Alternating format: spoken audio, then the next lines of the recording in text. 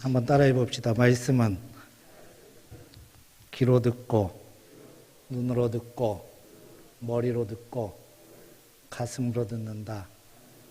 오늘 귀한 말씀이 여러분 가슴 속에 잘 새겨지는 우리 귀한 시간이 되었으면 좋겠습니다. 아까 목사님께서 말씀하신 대로 저는 입양 부모입니다.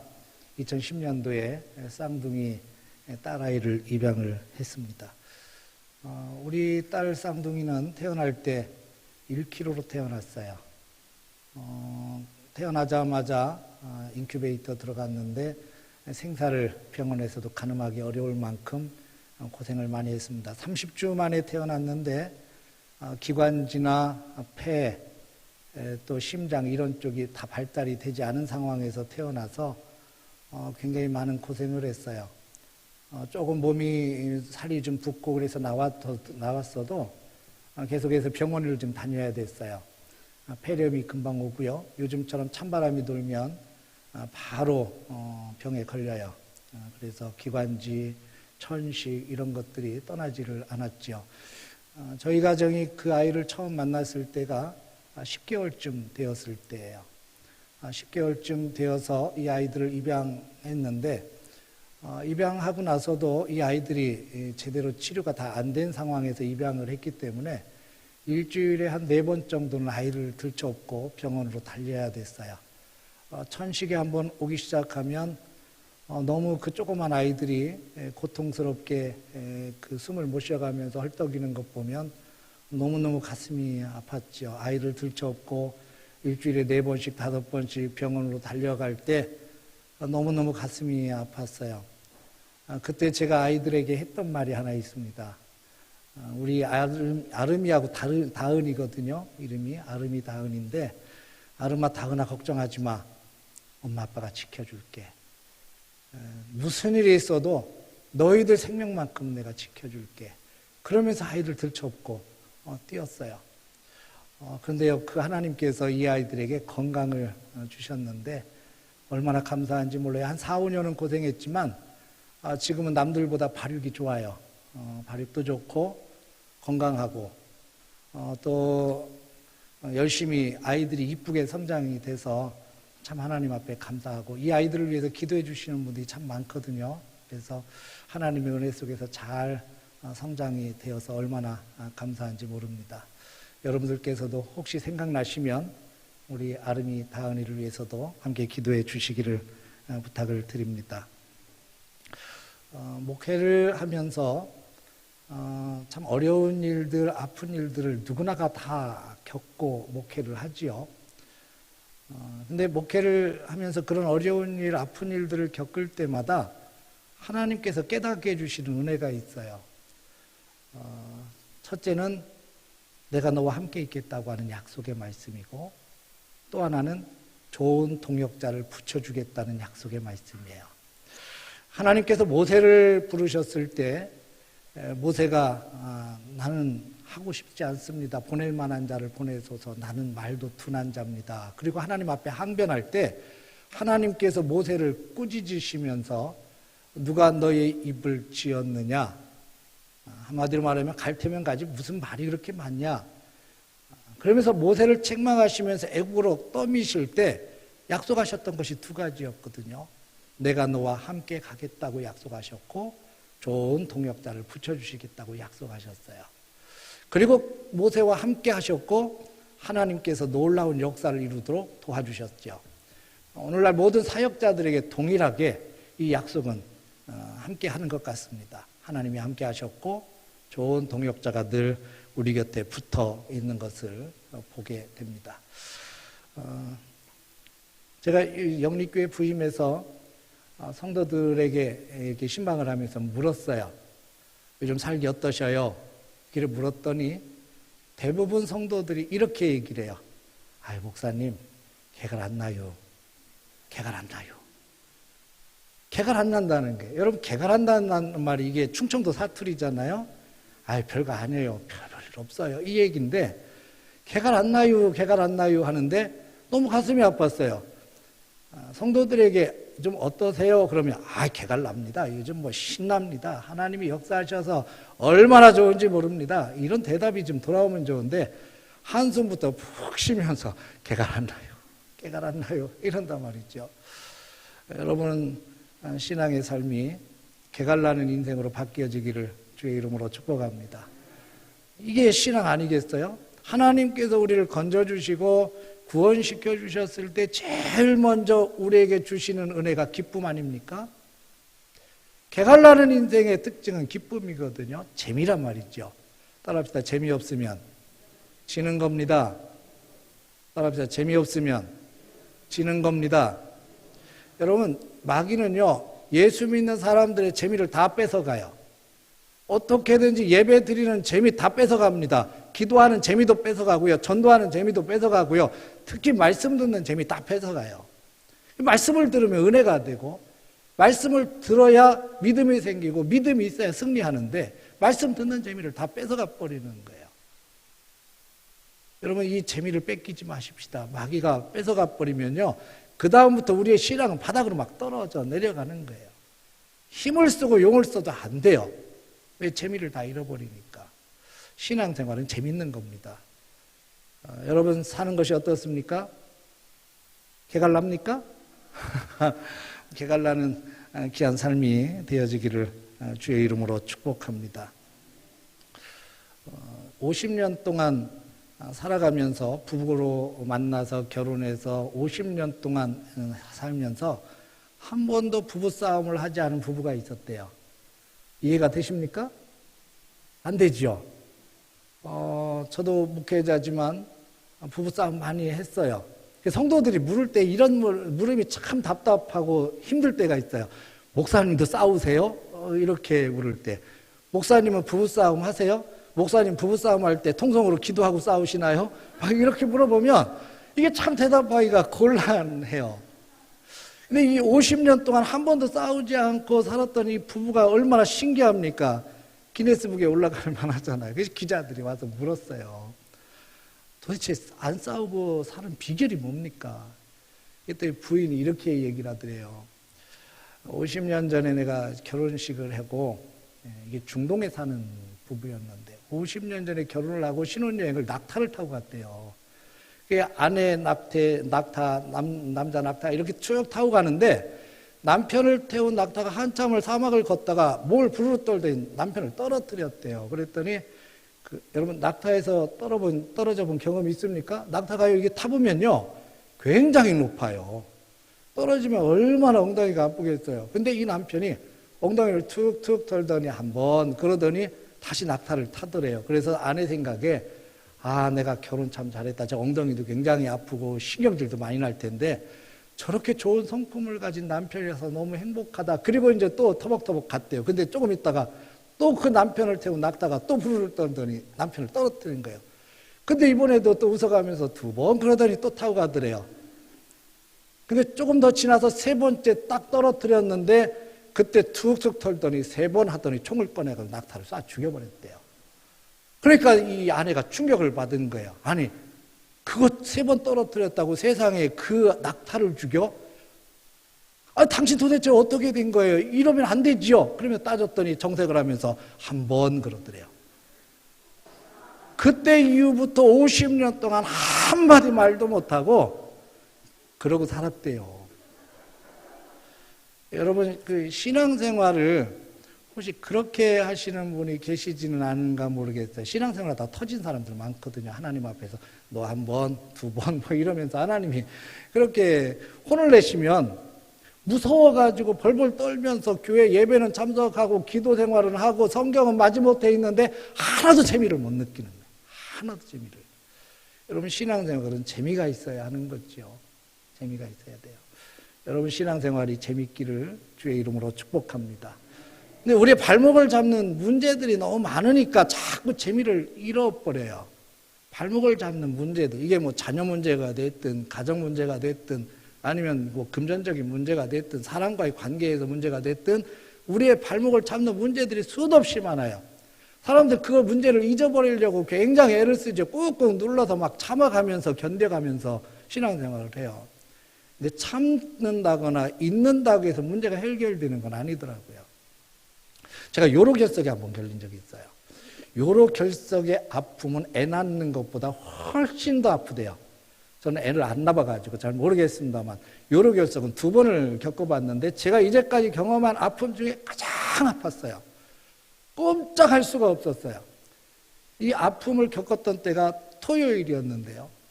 너무너무 힘들어가지고 혼자 잠자다가 말이죠. 새벽 2시, 3시에 벌떡 일어나가지고 이게 엎어져도 안 되고 누워도 안 되고 서 있어도 아프고 이게 팔딱팔딱 뛰어다녀도 아프고 안 되는 거예요. 교회 마당에 와서 혼자 팔짝팔짝 뛰다가 도저히 견딜 수 없어가지고 또 교육관에 가서 또 뒹굴다가 그래서 차를 끌고 내가 병원에 갔어요. 도저히 견딜 수 없어서 병원에 갔습니다. 병원에 가서 진통제 좀 놔달라고 말이죠. 진통제 견딜 수 없으니까 가장 강력한 진통제를 놔달라고 갔더니 간호사가 하는 말이 조금만 저기 누워서 앉아 계세요. 그래서 누워서 이제 그 응급실 병실에 누워서 앉아 있는데 한 5분쯤 지났나요? 갑자기 그 응급실 문을 어떤 우퉁을 벗어제낀 몸에 그림을 잔뜩 그려놓은 이상한 사람이 일본도 하나를 딱 들고 팔로 빵 차면서 응급실을 들어온 거예요. 저는 가만히 누워있다가 깜짝 놀랐죠. 그러면서 이 사람이 와가지고선 칼을 휘둘러 가면서 자기 아내를 수술한 그 의사 데리고 오라는 거예요. 아마 자기 부인이 그곳에서 수술을 받았는데 아마 조금 잘못됐던 모양이죠. 그러니까 화가 나가지고 칼을 들고서 막 설쳐대는데 이 칼을 들고 설치된 게 바로 내 옆에서 그러는 거예요. 제가 누워있다가 정신이 번쩍 나가지고 앉았는데 이 칼을 휘둘러가 잘못 실수하면 내가 다치겠는 거예요. 긴장하고 쳐다보는 동안에 내가 아픔을 다 잃어버렸어요. 안 아픈 거예요. 갑자기 안 아픈 겁니다. 이 간호사가 진통제 놔드릴게요. 그래서 나 낫은 것 같다고. 안 아프다고. 다 잊어버렸다고. 그리고서 그냥 퇴원해서 왔어요. 근데 1시간쯤 지나니까 또 아프기 시작해요. 결국 또 갔어요. 그랬더니 간호사가 왜 또 왔어요? 또 아파요. 좀 놔주세요. 여러분 이게요. 잠시 잊어버린다고 해서 없어지는 게 아니더라고요. 여전히 문제는 있더라고요. 근데 이 여전히 문제는 산재하고 여전히 내 발목을 잡지만 그런 발목을 잡는 가운데서 어떻게 하면 내가 기쁨과 은혜를 상실하지 않고 버텨가면서 믿음을 지켜내는가가 가장 중요한 것 아니겠나 싶어요. 오늘 성경 이야기는 이 사도 바울 이야기잖아요. 사도 바울이 다메섹 도상에서 예수님을 만났어요. 예수님 만난 다음에 꽃길이 펼쳐진 게 아니라 굉장히 아픔과 고통의 길이 계속 펼쳐지죠. 매도 맞고 자기가 고백한 것처럼 매도 수도 없이 40에 하나 감한매를 2번이나 맞았고 태장으로 맞았고 감옥에도 갇히고 파선당한 게 몇 번이고 너무너무 고통스러웠다는 거예요. 유대인들이 쫓아다녀가면서 바울을 괴롭히잖아요. 이고니온으로 가면 이고니온으로 쫓아오고 다른 곳으로 이동하면 또 쫓아와가지고 또 괴롭히고 가슴에 칼을 품고 다녀가면서 바울을 죽이기 전에는 먹지도 마시지도 않겠다고 한 사람이 40명이나 있었어요. 얼마나 고통스러웠겠어요. 근데 바울의 삶을 보면 그렇게 고통스러운 삶에도 불구하고 기쁨을 잃지 않아요. 오히려 빌립보서에 보면 기뻐하라고 이야기를 해요. 감옥에 갇혀서 고백하면서도 기뻐하라고 이야기합니다. 즐거움을 잃지 않아요. 왜 그렇습니까? 그에게 계셨던 하나님 때문 아니겠습니까? 하나님을 붙들고 하나님의 은혜 속에서 살아왔던 그의 인생이기 때문에 절대로 기쁨을 상실하지 않는 거예요. 그래서 여러분 신앙은요 시선의 문제입니다. 내 시선이 그 환경 속에서 어디를 바라보고 있느냐 이게 가장 중요한 문제인 것 같아요. 제가 처음 단독 목회를 나갔던 곳이 충청도 청양에 있는 어느 작은 교회였어요. 아주 작은 교회입니다. 성도가 6명 있는 교회였고 1년 예산이 500만 원 있는 교회였어요. 처음 이사 갔을 때요. 우리 아내는 펑펑 울었어요. 제 아내는 시골에서 한 번도 살아본 적이 없는 여자인데 그 아내를 데리고 청양 오지마을 6.25 때요. 인민군도 안 들어왔대요. 그 오지마을에 하루 버스 3번이 들어오는데 한 대는 자고선 아침에 나가는 버스, 2번째는 점심때 들어왔다 나가는 버스, 3번째는 들어와서 자는 버스 해가지고 3대가 있어요. 그런 오지마을에 우리 아내를 데리고 이제 들어갔죠. 들어가서 보니까요, 우리 아내가 기겁을 하고 놀란 게 주방을 보고 놀랐어요. 사택 주방을. 사택 주방이 이렇게 향철로 된 사택인데 양쪽으로 이렇게 나눠지고 가운데 부엌이 있어요. 근데 부엌을 빨간색 페인트로 칠해 놓은 거예요. 아니, 누가 부엌을 빨간색 페인트로 칠해? 세상에 아무리 미적 감각이 없어도 그렇지 빨간색 페인트로 온통 도배를 해놓은 거예요. 무서울 정도로. 무슨 기곡산장 뭐 이런 느낌이에요. 그렇지 않아도 산골 오지마을에 그 사택을 들어갔는데 그래요. 곳곳에 짓돔이 막 잔뜩 쌓여있고요. 그래서 물어봤어요. 아니, 도대체 누가 여기다 빨간색 페인트를 칠해놨냐 그랬더니 먼저 목사님께서 지붕에 빨간색 향철로 된 그 지붕을 빨간색 페인트를 칠하고 남으니까 이거 어디에 칠할까 하다가 남은 거를 부엌에다가 전부 다 발라놨다는 거예요. 보일러가 양쪽 방에 보일러가 있었는데 하나는 연탄 보일러인데 고장이 나서 작동이 안 되고 왼쪽은 떼는 부엌이에요. 그래서 제가 성도들 6명을 앉혀놓고 물었죠. 이거 어떻게 하면 좋겠습니까? 제가 부임한 게 5월 달이었는데 어떻게 하면 좋을까요? 그랬더니 그 집사님, 나이 많은 집사님 한 분이 아이, 목사님 그냥 여름이니까 시원하게 지내시고요. 그리고 이쪽 떼는 부엌은 저희들이 나무 해다 드릴 테니까 떼서 사셔요. 이러더라고요. 그래서 고민스러운 겁니다. 공사를 할 돈도 없고, 그렇다고 그냥 지내자니 그렇고, 또 불을 떼서 살자니 그것도 좀 막막하고. 그래서 제가 아내를 붙잡고, 울고 있는 아내를 붙잡고 그랬어요. 여보, 걱정하지 마. 우리 기름 보일러 깔자. 그랬어요. 그 동네가 30호였는데 기름 보일러 집은 딱 한 대 있었어요. 어디 집이냐면 이게 오지마을 같은 데는 보건지소라는 게 있어요. 그 지소장 집만 기름 보일러였어요. 나머지는 전부 떼거나 아니면 연탄 보일러였거든요. 근데 제가 2호점을 만들자 그랬어요. 우리 집이 2호점이다. 그랬더니 우리 아내가 여보, 가능한 얘기만 해. 가능하지. 주님이 도와주시겠지. 이게 주님의 집인데 주님이 도와주시겠지. 이제부터 기도 시작이다. 기도하기 시작했어요. 근데 여러분, 기도는요, 하나님께서 허투루 듣지 않는다는 거예요. 기도는 하나님과 나와 연결고리가 돼서 하나님께서 내 삶에 기적 같은 일들을 펼치시는 게 기도잖아요. 무모하게 기도를 시작한 겁니다. 하나님, 우리 집에 보일러 2호점이 나오게 해주십시오. 이게 기도 제목이야. 기름 보일러 2호점이 나오게 해주십시오. 우리 아내는 될까? 근데 그렇게 기도하고 나서 한 3주쯤 지났어요. 근데 전화 한 통이 온 겁니다. 이 전화가 누구였냐면 제 아내가 처녀 시절에 유치원 선생님을 했는데 부천에서 유치원 선생님을 하면서 잠깐 동안 자취했던 집 주인집 아줌마였어요. 이 주인집 아줌마가 어느 교회 집사님이셨는데 이 집사님이 전화를 한 거예요. 우리 교단도 아니에요. 장로교단이었거든요. 전화를 했어요. 처음에 누군지도 몰라요. 왜냐하면 잠깐 동안 있었던 집이었고 그렇게 뭐 주인집과 잠깐 이렇게 잠만 자는 그런 하숙하는 사람이 무슨 그렇게 관계가 있겠어요. 별로 관계가 없는데 이분이 전화를 주신 거예요. 물어물어 찾아서 전화를 줬대요. 어느 날 갑자기 주님 앞에 자기가 새벽에 나가서 기도를 하는데 갑자기 우리 아내가 떠오르더라는 거예요. 왜 이 사람이 떠오를까? 지금 뭐 하고 있을까? 신학생하고 그때 사귀었다는 이야기는 들었었거든요. 제가 신학교 때였으니까. 그래서 서울신학대학을 다녔으니까 성결교에서 목회를 하겠다 싶어서 성결교단을 다 뒤졌다는 겁니다. 아는 사람을 통해서 다 뒤져가지고 연락처를 겨우 받아가지고 연락을 주신 거예요. 도대체 왜 하나님께서 보여주셨을까? 그 전화가 왔어요. 제 아내가 반갑게 맞이하면서 이런저런 이야기를 하다가 그분이 그런 거예요. 하나님께서 나로 하여금 그 얼굴이 떠오르게 하신 것은 무슨 이유가 있을 것 같은데 혹시 기도 제목이 있으세요? 이렇게 물었어요. 그래서 제 아내가 그렇지 않아도 요즘 기름 보일러 2호점 때문에 기도하고 있어요. 그랬더니 하는 얘기가 자기가 다른 사업을 하다가 3주 전에 접고 귀뚜라미 보일러 대리점이 3주 전에 개업을 했다는 겁니다.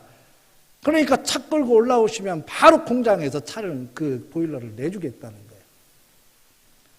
얼마나 감동받았는지 몰라요. 너무너무 놀랐어요. 아, 하나님께서 이렇게도 길을 연결시켜 주시는구나. 여러분, 우리는 길이 안 보이니까 그것 때문에 속상하고 답답하고 좌절해 하잖아요. 근데 길을 하나님이 내시는 겁니다. 이스라엘 백성들이 애굽에서 430년 동안 종살이 하다가 해방되어서 나왔잖아요. 10가지 엄청난 재앙을 쏟아붓고, 그리고 이스라엘 백성들이 나왔을 때 그들의 앞을 가로막았던 건 홍해바다였어요. 홍해바다는 아무리 눈 씻고 쳐다봐도 길이 없는 곳이에요. 길이 안 보이죠. 그러니까 백성들이 하나님 앞에 원망하기 시작합니다. 우리를 왜 이곳까지 와서 죽이려고 하느냐. 차라리 애굽으로 돌아갔으면 좋겠다. 끊임없이 불평과 원망을 쏟아냅니다. 근데 하나님은 길이 보이지 않던 그 홍해를 갈라서라도 길을 내시는 분이셔요. 이게 저는 하나님의 방법입니다. 믿음의 사람은 홍해를 갈라서라도 길을 내시는 하나님을 붙드는 거잖아요. 기름 보일러를 2호점을 냈어요. 그리고 조금 얼마 지나지 않았는데 우리 아내가 부엌을 들어갔다 오더니 한숨을 푹 쉬어요. 아, 또 왜? 그랬더니 쌀이 없어. 쌀이 없대요. 마지막 바닥, 그 쌀독의 바닥을 딱 긁으면서 마지막 밥을 하면서 제 아내가 그래요. 여보, 이제 쌀이 없어. 통장에 돈도 하나도 없어. 그때 사례비 10만 원 받았거든요. 근데 10만 원도 제대로 못 받았어요. 돈이 없어서. 성미도 안 떠요. 6명이 뜨는데 성미도 안 떠요. 그러니까 쌀도 없어요. 마지막 바닥 딱 긁어가면서 하나님이 보내주시지 않으면 내일부터 굶어야 돼. 그러더라고요. 그래서 제가 아내한테 그랬죠. 내일 아침에 보내주시겠지. 저는 이게 참 겁없이 이런 말이 왜 나오는지 모르겠어요. 하나님이 보내주시겠지. 오늘 맛있게 먹자. 그리고 저녁을 맛있게 먹었어요. 그 아내한테 뱉은 말이 있으니까 또 고민이 되잖아요. 그래서 그 밤에 교회 가서 기도했어요. 하나님이 쌀떡 떨어졌는데 이거 어떡합니까? 내 아내한테 내일 아침엔 주신다고 했는데 이거 어떡하면 좋죠? 그 새벽에 일어나서 나가보니까 쌀이 없어요. 새벽 예배를 갔다 왔죠. 근데 그 새벽 예배 갔다 오는데 마루에 40kg짜리 쌀이 딱 있는 거예요.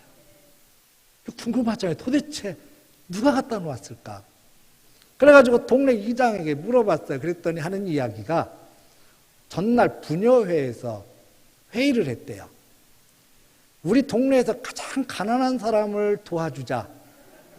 그래가지고 그동안 쌀을 모아놓은 게 있는데 자기가 보니까 전도사님, 그땐 전도사님이 가장 불쌍하고 가장 가난하더래요.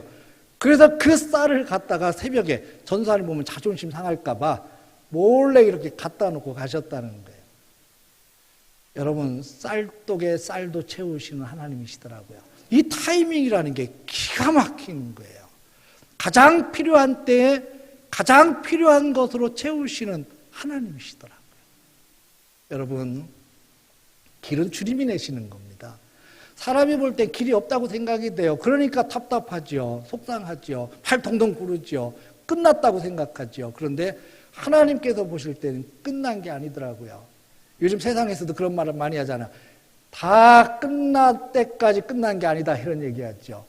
하나님이 끝났다고 말하기 전까지는 끝이 아니라는 거 여러분 기억하십시오. 다 막힌 것 같아도 주님은 뚫으시고요. 다 끝난 것 같아도 주님은 또다시 일을 시작하시는 분이셔요. 우리 그 헌신예배 쭉 인도하시면서 많은 분들이 다녀가셨죠. 저도 그분들의 설교를 다 들었어요. 얼마나 큰 감동으로 들었는지 몰라요.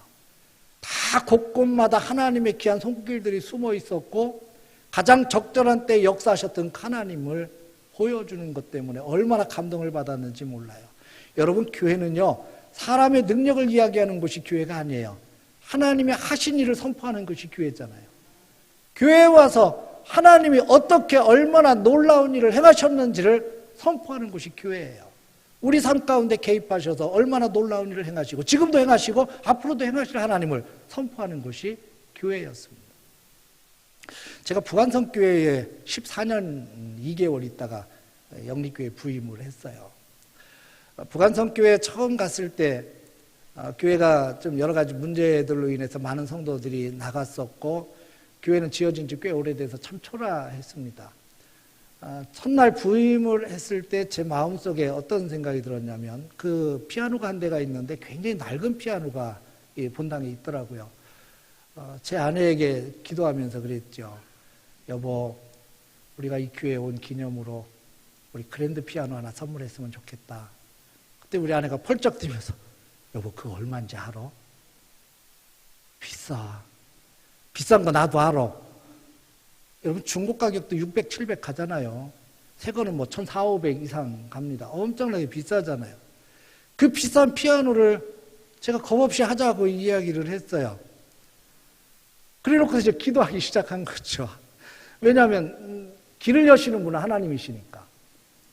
그때부터는 엎드려 기도하며 하나님 그랜드 피아노 주십시오. 하나님 그랜드 피아노 주십시오. 그리고 나서 몇 개월이 지났어요. 그때 당시 제가 이제 중고 물품을 사러 그 주방용품 그 중고 취급하는 데를 한 곳이 알고 있어서 몇 번 다닌 적이 있어요. 근데 그곳에 우리 아내가 갑자기 가고 싶어 하는 마음이 든 겁니다. 그때 그곳에 도착하니까 꽁지머리 실장이 한 명 있었어요. 머리를 이렇게 뒤로 묶은 아주 생긴 거는 굉장히 조폭처럼 생겼는데 말은 건 굉장히 순댕이에요. 근데 그 순댕이 실장이 나를 보더니 목사님 여기 웬일이십니까? 그래서 그냥 오고 싶어서 왔어요. 그렇지 않아도 목사님 기다렸어요. 왜요? 일로 와보세요. 혹시 이건 또 목사님한테 필요한 것 같아서 제가 빼놨는데 뭔데요? 그랜드 피아노요. 그래서 제가 물었죠. 아니 여기는 주방용품 취급하는 데인데 무슨 그랜드 피아노를 팔아요? 그랬더니 하는 얘기가 얼마 전에 예식장 하나를 접수했대요. 예식장 망한 예식장인데 얼마 되지 않아서 문제가 생겨가지고 문을 닫았대요. 그래서 거기 안에 있는 물품을 다 정리하는데 예식장에는 그랜드 피아노가 있잖아요. 그 그랜드 피아노를 보는 순간 지하에다가 숨겨놨대요. 그리고 내가 올 때까지 기다렸다는 거예요. 그 나를 보자마자 그 이야기를 해요. 목사님 그랜드 피아노 필요하지 않으셔요? 필요하죠. 가져가셔요. 얼마예요? 그랬더니 그분이 하는 얘기가 얼마면 가져가실래요? 이렇게 물어요. 여러분 대답 정말 잘해야 됩니다. 이때는. 왜냐하면 내가 가격을 아니까. 그래서 내가 다시 물었죠. 얼마면 주실래요? 이렇게 물었어요. 그때 한참 고민하더니 이분이 참 심각하게 한참을 생각하다가 100만 원에 가져가셔요. 그래요. 너무 비싸요. 그랬어요. 그랬더니 왜 비싸요? 그래서 일단 물건부터 보고 갑시다. 그랬어요. 그래가지고 저희 교회 그 피아노 학원을 하는 원장 집사님을 불렀어요. 그러면서 같이 이제 구경하러 가면서 제가 그랬죠. 반으로 후려치라 그랬어요. 그랬더니 집사님이 얼른 알아듣고 물건을 지하에다가 이렇게 이제 보자기 씌워서 놨는데 그걸 보여주는 거예요. 목사님, 이거 100만 원은 받아야 돼요. 그래서 우리 집사님이 쭉 훑어보더니 실장님 이거 무슨 누가 이런 걸 100만 원에 가져가요. 50만 원에 주세요. 그러니까 이 실장님이 그래요? 그럼 50에 가져가셔요. 그러다 하는 얘기가 배달까지 해드릴게요. 여러분 그랜드 피아노 배달료가 25만 원이에요. 엄청 비싸요. 근데 배달까지 해서 50만 원에 그랜드 피아노 하나님 앞에 헌물했어요. 가슴 아픈 건 새 것을 헌물하고 싶었는데 새 것을 헌물하지 못한 것이 가슴에 맺히지만 그러나 하나님께서 그렇게 길을 열어주시고 그렇게 헌물할 수 있는 기회를 주시더라고요. 여러분 이런 이야기는 한도 끝도 없어요. 하나님이 길을 여신 것 생각하면요 한도 끝도 없습니다.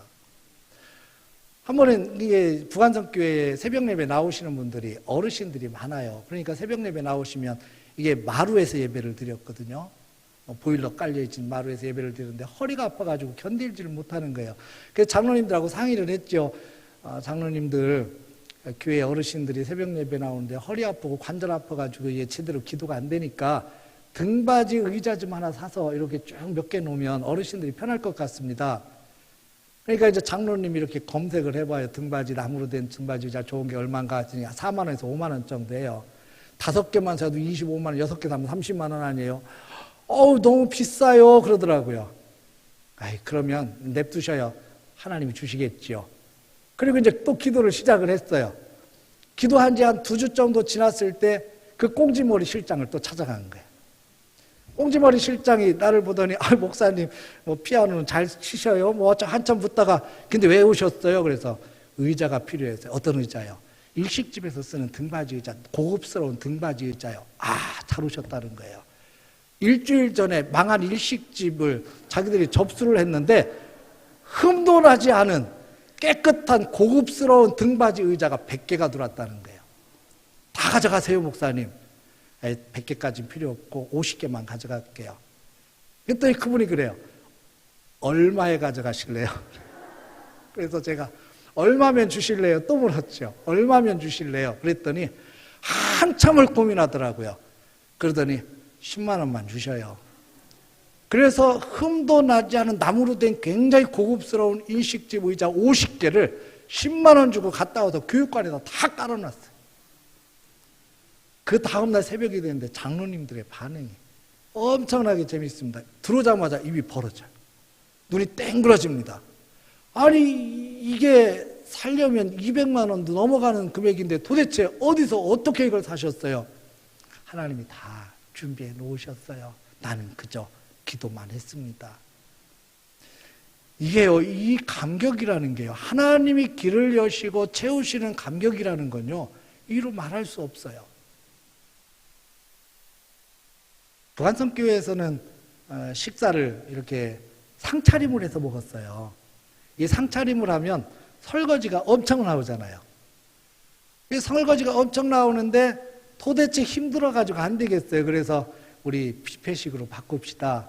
그랬더니 함께 회의를 했던 그분들 이야기가 그거 집에서 안 쓰는 접시들 많으니까 하나씩 갖고 와서 쓰면 어때요? 그래서 제가 그랬죠. 교회가 거지 새끼냐고. 왜 그렇게 하냐고. 이것도 하나님이 주실 거라고. 그리고 또 엎드려 기도한 거예요. 여러분 기도하고 나서는요, 눈으로 찾기 시작해야 돼요. 하나님께서 어떻게 길을 여시는지를 찾아야 됩니다. 일주일쯤 지났는데 안성 IC를 나와서 그 안성 쪽으로 이렇게 꺾어지는데 오른쪽에 큰 주방 가구 파는 데가 있어요. 근데 거기가 점포 정리를 하면서 물건들을 쫙 빼놨더라고요. 근데 길가에 한 번도 쓰지 않은 예쁜 뷔페 접시 200개가 쫙 쌓여 있는 거예요. 차를 세웠죠. 우리 아내한테. 여보, 저거 하나님이 우리에게 주시는 것 같다.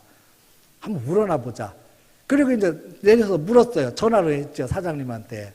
사장님, 이 길가에 있는 뷔페 접시 한 200개 정도 되는데 이거 어디에 쓰는 거예요? 파는 거예요? 어떻게 하는 거예요? 그랬더니 왜요? 필요하셔요? 예, 필요하긴 한데 저렴하게 주시면 감사하고요. 그랬더니 그냥 다 가져가셔요.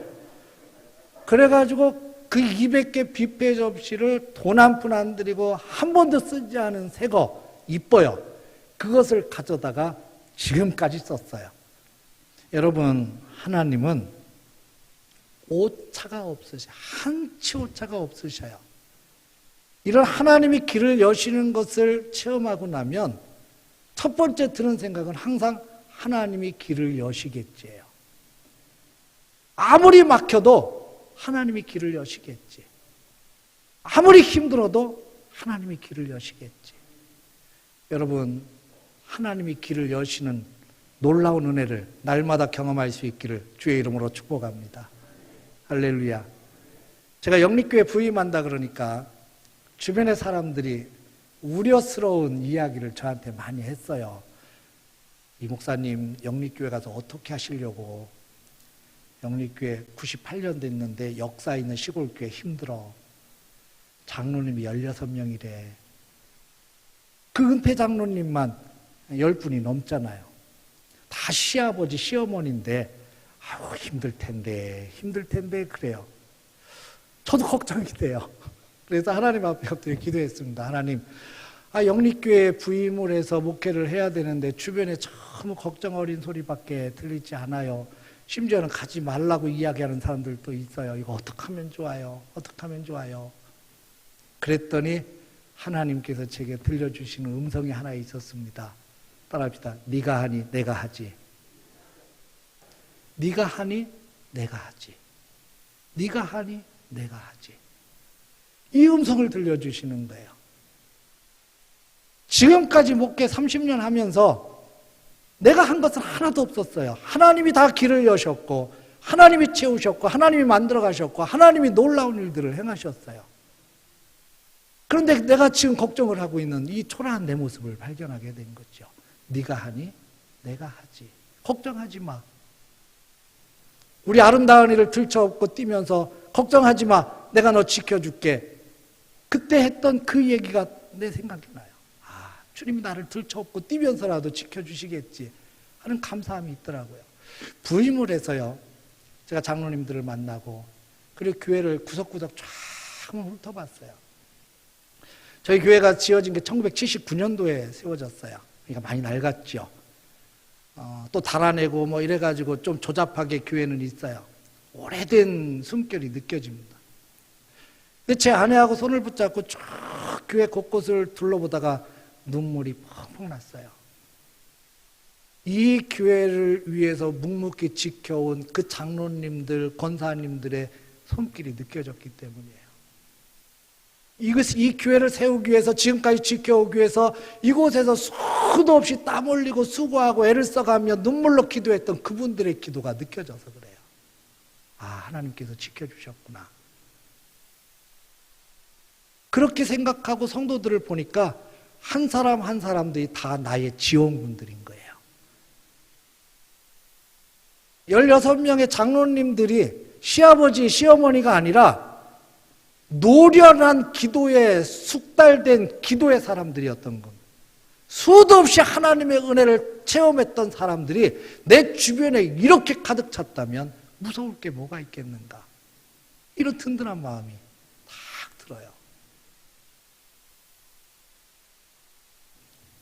제 딸이 3명인데 둘은 쌍둥이고요. 첫째 딸이 군인입니다. 소위로 임관해서 지금 연천 5사단에서 근무를 하고 있어요. 고등학교 2학년 때까지 피아노만 쳤던 아주 굉장히 예쁘게 생겼습니다. 제가 봐도 반할 만큼 이쁘게 생겼어요. 아주 야리야리하게 생겼습니다.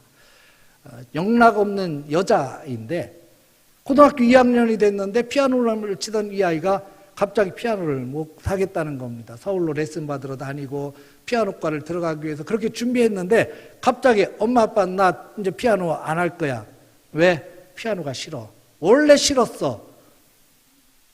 그럼 지금까지 너 6살부터 지금까지 피아노 쳤잖아. 엄마 아빠가 좋아하니까 했다는 거예요. 이제부터 내가 좋아하는 거 하고 싶다는 거예요. 뭐 하고 싶은데? 경찰이 하고 싶대요. 경찰대에 갈 거랍니다. 그런데 그 다음 날부터 열심히 태권도를 다녀가면서 단을 따기 시작해요. 태권도가 이렇게 재미있는 거 처음 봤대요.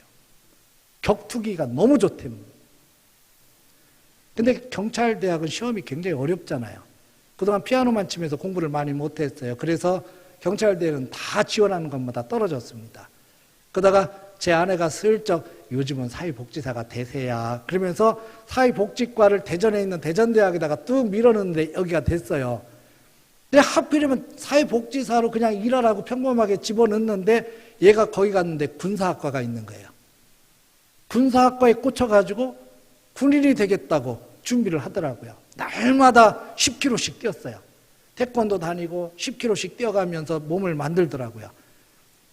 가녀린 여자애가 팔뚝 보면 근육으로 딸땅딸땅 뭉쳐있어요. 아주 독해요, 애가. 그러더니 대학 3학년 때 장교시험에 합격을 했고 졸업하자마자 임관 돼가지고 지금 들어갔어요. 근데 이 아이가요, 태어날 때 3.8kg로 태어났어요. 아주 큰 우량아로 태어났습니다.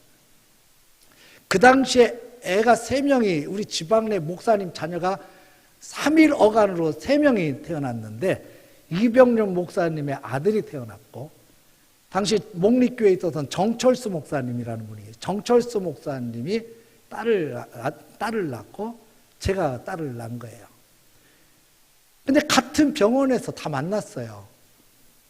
근데 만났는데 제 친구 목사님, 정철수 목사님 그 사모님이 우리 애를 보더니 제 손을 붙잡고 그러는 거예요. 아우, 목사님, 딸인데 어떡해요?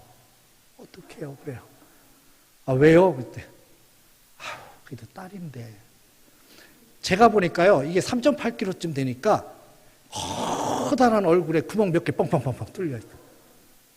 그게 걱정됐나 봐요. 어떡해요. 근데 너무 이쁘게 잘 자랐어요. 근데 이 아이를 가질 때 우리 아내가 요로결석 때문에 방사선 그 촬영을 몇 번을 했어요. 그리고 나서 아이 가진 걸 알았어요. 그러니까 병원의 의사들이 뭐라고 얘기했냐면 이거 틀림없이 90% 이상 장애인으로 태어납니다. 그러니까 결단을 하셔야 될 것 같습니다. 이건 90% 이상입니다. 그 얘기를 듣고 나니까 저도 고민되고 아내도 고민이 되는 거예요. 이거 어떻게 하나. 장애인으로 태어난다는데 고민하다가 하나님 주신 말씀이 내가 감당할 만하니까 주시겠지라는 마음이 들어요. 장애인이든 정상화가 됐든 하나님이 내게 주신 생명 감당할 만하니까 주시겠지. 우리 기도하면서 낳자. 그리고 기도하면서 낳았는데 너무 이쁜 딸이 나온 거죠. 여러분, 하나님은 우리와 함께 계셔서 우리에게 가장 좋은 길로 인도하십니다. 그것이 내가 원하던 방향이든 원하지 않던 방향이든 가장 좋은 것으로 인도하셔요. 우리 큰딸이 혹시라도 장애인으로 태어났다 해도 마찬가지일 겁니다. 가장 좋은 방법으로 가장 좋게 인도하실 것이에요. 여러분, 하나님은 길을 내시는 분이시고 하나님은 우리의 기도에 응답하시는 분이시고 그리고 가장 우리보다도 우리의 문제를 더 잘 아시는 분이 우리 하나님이십니다. 시편 40편을 보면 다윗의 고백이 나오죠. 내가 하나님 앞에 기다렸더니 마침내 하나님께서 응답하셨습니다. 기가 막힐 웅덩이와 수렁에서 나를 건져 올리셨습니다. 나로 하여금 다시는 빠지지 않도록 나의 발걸음을 반석 위에 놓으셨습니다. 하나님께서 내게 행하신 기적이 많고 나를 향하신 생각도 많아서 내가 얼마나 많은지 한번 손을 들어 세보려고 하는데 너무 많아 셀 수가 없습니다. 다윗의 고백이었어요. 기가 막힌 웅덩이에서 건져내시는 분은 우리 하나님이시고 다시는 빠지지 않도록 반석 위에 세우시는 분도 우리 하나님이십니다. 하나님께서 놀라운 일을 행하실 것을 기대하십시다. 우리가 하는 거 아니에요. 주님이 하시는 겁니다. 주님이 개입하셔서 하신다면 못할 게 뭐가 있겠습니까? 사도 바울이 오늘 고백합니다. 내게 능력 주시는 자 안에서 내가 모든 걸 할 수 있습니다. 고백하고 있습니다. 내가 만능인이 돼서 뭐든지 할 수 있다는 고백이 아니에요. 그 앞부분을 보면 내가 궁핍에도 처해봤고 부유함도 처해봤고 배부름과 배고픔과 모든 어떤 상황 속에서도 나는 일체의 비결을 배웠습니다. 이 말씀의 뜻은 어떤 상황이 와도 주님이 내게 감당할 수 있는 능력을 주십니다. 내가 견딜 수 있습니다. 어떤 상황이 와도 주님이 길을 내실 걸 나는 믿기 때문에 나는 흔들리지 않습니다. 이런 고백이에요. 여러분, 주님의 역사는 지금도 역사하고 계시고 앞으로도 역사하실 것입니다. 아마 여러분들도 이 당진교회를 세워오시면서 수도 없이 그 많은 기적들을 보셨을 겁니다. 여러분이 한 것이 아니라 하나님이 하신 거겠죠. 앞으로도 하실 것입니다. 우리 그 하나님을 꽉 붙들고 주님 나라 가는 날까지 승리하십시다. 누가 여러분들에게 어떻게 사시냐고 묻는다면 내 삶이 개갈난다고 이야기하십시오. 개갈 안 나요. 이 소리 하지 마십시다. 신앙생활이 어떠냐고 묻는다면 너무너무 행복합니다. 너무너무 즐겁습니다. 고백할 수 있기를 바랍니다. 그리고 실질적으로 예배를 드리면서 그 기쁨, 그 은혜를 마음껏 누리십시오. 하나님께서 길을 내시는데 즐겁지 않을 이유가 어디 있겠어요? 하나님께서 길을 내시는데 행복하지 않을 이유가 어디 있겠습니까? 하나님이 길을 내시는데 무너져 내릴 이유가 없잖아요. 좌절하거나 낙심할 이유가 없잖아요. 하나님이 길을 내시는데 네가 하니 내가 하지. 여러분에게 큰 은혜와 감동으로 여러분 삶을 이끌어가는 아주 중요한 단어가 되었으면 좋겠습니다. 기도하겠습니다.